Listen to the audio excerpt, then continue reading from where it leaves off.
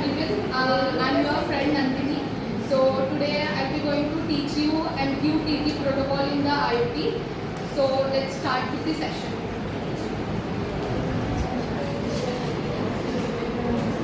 तर मला पहिला तुम्ही सगळ्यांना सांगा, आपण IoT मध्ये जेव्हा पण आपण कम्युनिकेशन करतो, फॉर एक्झाम्पल एक डिव्हाइस आहे, मोबाईल एक आहे आणि दुसरा एक मोबाईल आहे. तर आपण काय करतो, दोन डिव्हाइसमध्ये कम्युनिकेशन करतो, राईट? मला रिस्पॉन्स करा सो दॅट मी तुम्हाला आणखी चांगलं हे करू शकेल. सो आपण काय करतो, दोन डिव्हाइसमध्ये कनेक्शन होत असतं, राईट? दोन डिव्हाइसमध्ये कनेक्शन होतं म्हणजे काय, मेसेज इकडून सेंड होतो आणि तिकडे रिसिव्ह होतो. लाईक आर व्हॉट्सअपमध्ये आपण काय करतो, मेसेज सेंड करतो आणि इकडून आपलं जो ज्याला आपण मेसेज सेंड केला तो रिसिव्ह करतो. त्याचप्रमाणे IoTमध्ये काय होत असतं, जेव्हा आपण दोन डिव्हाइससोबत कम्युनिकेशन करतो तेव्हा ते कम्युनिकेशन करायचं काम ते MQTT करतं. तर मी तुम्हाला एक रिअल लाईफ एक्झाम्पल देते सो दॅट तुम्हाला ते खूप चांगलं कळेल. तर तुम्ही एक कंडिशन इमॅजिन करा, आपण लेटर लिहिताना काय करतो, आपण पत्र लिहितो आणि काय करतो, सेंडरचा ॲड्रेस देतो, राईट? सेंडर जो असतो तो काय करतो, पत्र लिहितो आणि रिसिव्हरला हे करतो, रिसिव्हरचा ॲड्रेस देतो. मग त्याच्यामध्ये आपण जेव्हा पत्र लिहितो आणि तो पत्र कसं जातो, कोणाच्या थ्रू जातो तो पत्र तिकडे? हां, मग इथे पोस्टमॅनचं काम कोण करायला, तर MQTT करायला. तर MQTT काय करते, तर आपला जो डेटा आहे तो या मशीन टू या मशीनमध्ये कन्वर्ट करायला हेल्प करतात. म्हणजे बेसिकली काय करतात, तर कम्युनिकेशनचा मधला जो पार्ट आहे, सेंट्रल हब जो आहे जे आपण डिव्हाइसमध्ये करतो, तर ते MQTT करतात. तर MQTT म्हणजे काय, तर message queue telemetry transport. Message queue telemetry transport. तर सगळ्यात पहिला मी तुम्हाला सांगते की प्रोटोकॉल आर्किटेक्चरमध्ये COAP एक आहे आणि second one is the MQTT. काल गायत्री आपल्याला COAP सांगितली, तर मी आज तुम्हाला MQTT सांगणार आहे. तर आज आपण हे सगळे पॉईंट्स क्लिअर करणार आहोत आणि आता डिरेक्टली स्टार्ट करू. तर MQTT काय आहे, तर मेसेज क्यू टेलिमेट्री ट्रान्सपोर्ट. तर मेसेज क्यू टेलिमेट्री ट्रान्सपोर्ट या शब्दाचा पूर्ण अर्थ काय, तर क्यू म्हणजे काय, आपण क्यू मध्ये काय करतो, लिफो करतो की फिफो करतो? हां, राईट. तर आपण काय करतो, फिफो यूज करतो. म्हणजे इकडे कसं यूज होणार आहे क्यू, मी हे तुम्हाला नंतर सांगते, पण आता इकडे तोपर्यंतसाठी लक्षात ठेवा की आपण इकडे काय करतो, फिफो यूज करतो. त्यानंतर काय, टेलिमेट्री या शब्दाचा अर्थ असा आहे, टेली मीन्स काय, लॉंग डिस्टन्स अँड मेट्री मीन्स काय, मेजरमेंट.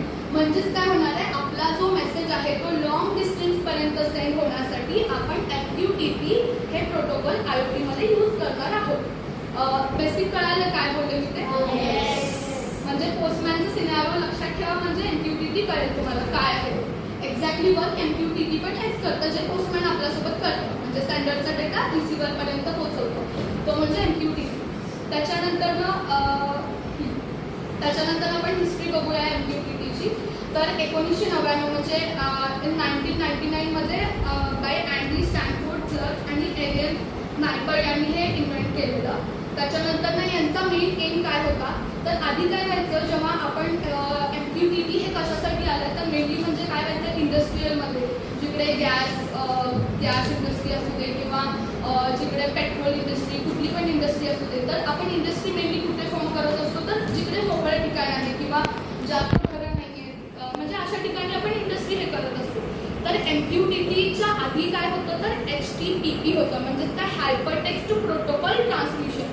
हायपरटेक्स्ट प्रोटोकॉल ट्रान्समिशन काय करायचं, जेव्हा पण आपण डेटा सेंड करायचो युजरला, तेव्हा जर अचानक आपला, आता आम्ही जसं बोलले की आपण इंडस्ट्री काय करतो, मोकळ्या ठिकाणी हे करतो, मग तिकडे ऑफकोर्स नेटवर्कचा प्रॉब्लेम असतो. मग अशा टाईमला काय व्हायचं, जेव्हा आपण डेटा सेंड करतो सेंडरकडून रिसिव्हरकडे जात असतो, मग ते काय होतं, मध्ये ब्रेकेज येऊ शकतात किंवा डेटा आपला लॉस होऊ शकतो.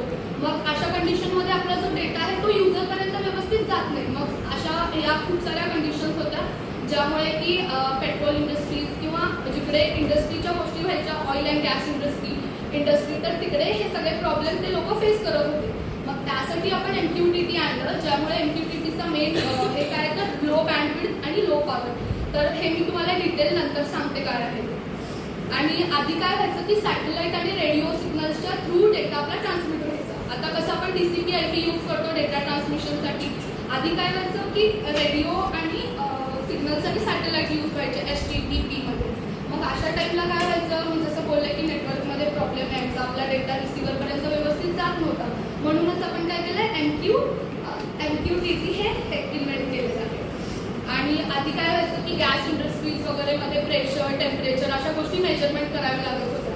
मग त्यामुळे तिथे खूप प्रॉब्लेम यायचे. तर त्यामुळे MQTT हे आलं आहे. आणि त्याच्यानंतर मी आता तुम्हाला जसं मगाशी म्हणले की क्यू आपण काय यूज केलं आहे, फर्स्ट इन फर्स्ट आउट, तर मी ते तुम्हाला सांगते. त्याच्या आधी आपण बेसिक्स ऑफ IoT बघूया. तर बेसिक्स ऑफ IoT मध्ये मेसेज क्यू, टेलिमेट्री ट्रान्सपोर्ट आणि M2M म्हणजे मशीन टू मशीन आपला डेटा ट्रान्सफर आणि रिसिव्ह होत असतो. त्यानंतर हे काय, publish subscriber based messaging protocol आहे. तर आता हे पब्लिश आणि सबस्क्रायबर काय आहे ही कॉन्सेप्ट क्लिअर करते जेव्हा आपण वर्किंग बघू ह्याचं तेव्हा. आणि it usually runs over the TCP/IP protocol. आता मला सांगा TCP/IP प्रोटोकॉल बद्दल तुम्हाला काय माहिती आहे? म्हणजे आता आपण IoT बघत होतो तर हे सगळ्या गोष्टी आपण गो थ्रू झालेलो आहोत. तर तुम्हाला याच्याबद्दल काय माहिती की आपण TCP/IP का यूज करतो आणि याचं ह्याच्याशी काय कनेक्शन असेल? हां, म्हणजे काय होतं TCP/IP म्हणजे काय की ट्रान्समिशन कंट्रोल प्रोटोकॉल. जसं की याच्या नावातच आहे ट्रान्समिशन कंट्रोल प्रोटोकॉल, म्हणजे ट्रान्समिट करणाऱ्या डेटाला तो प्रोटोकॉल म्हणजे ट्रान्समिट करणाऱ्या डेटाला तो कंट्रोल करतो. त्याचे नियम, प्रोटोकॉल म्हणजे काय मराठीत की नियम, म्हणजे डेटा ट्रान्सफर करताना जे नियम असतात ते TCP/IP मध्ये आपण बघतो. आता आपण सिम्पल काय करतो, युजर काय करतो की मेसेज सेंड करतो, त्याला बॅक ऑफ दी ते ॲप्लिकेशन काय चाललेलं असतात त्याला माहिती नसतात. मग आपण काय करतोय, अशा कंडिशनमध्ये TCP/IP नावाचे